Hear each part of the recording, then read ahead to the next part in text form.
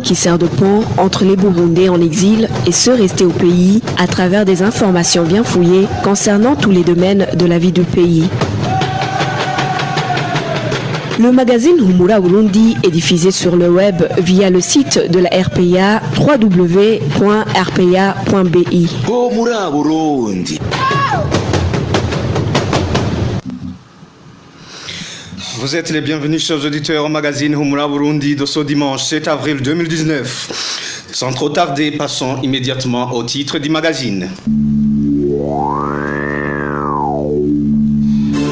Le parti RDB appelle le peuple burundais à être vigilant afin d'éviter que le crime de génocide ne se produise pas au Burundi. Un appel lancé à l'occasion de la 25e commémoration de la journée internationale de réflexion sur le génocide commis contre les Tutsis au Rwanda, pays voisin. Les réfugiés burundais du camp de Rusenda en République démocratique du Congo déplore la situation sanitaire qui prévaut dans ce camp et surtout la précarité des soins de santé.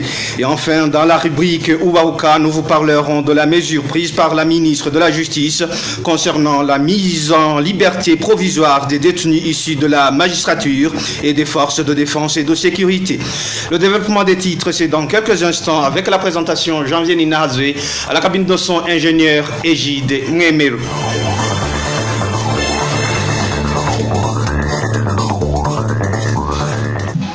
Encore une fois, bienvenue. Page sécuritaire d'abord. Un policier aurait été tué dans une attaque perpétrée par des hommes armés dans la nuit de ce samedi sur une position de la police implantée au village 5 de la commune Gihanga. Nous sommes en province de Bubanza. Selon les informations en provenance du lieu de l'attaque, des crépitements d'armes ont été entendus durant au moins une heure à partir de 23h40.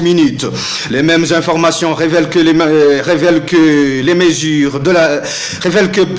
plutôt que les meneurs de l'attaque se sont en même temps emparés de 2 chargeurs garnis de cartouches. Un effectif important de militaires et policiers a été par la suite dépêché pour intervenir. L'administration à Gihanga affirme cette attaque. Léopold Ndaïsaba, administrateur de cette commune, sur les ondes de la RTNB, a signifié qu'il s'agissait d'un groupe de bandits qui avait pour objectif de cambrioler les boutiques de la localité.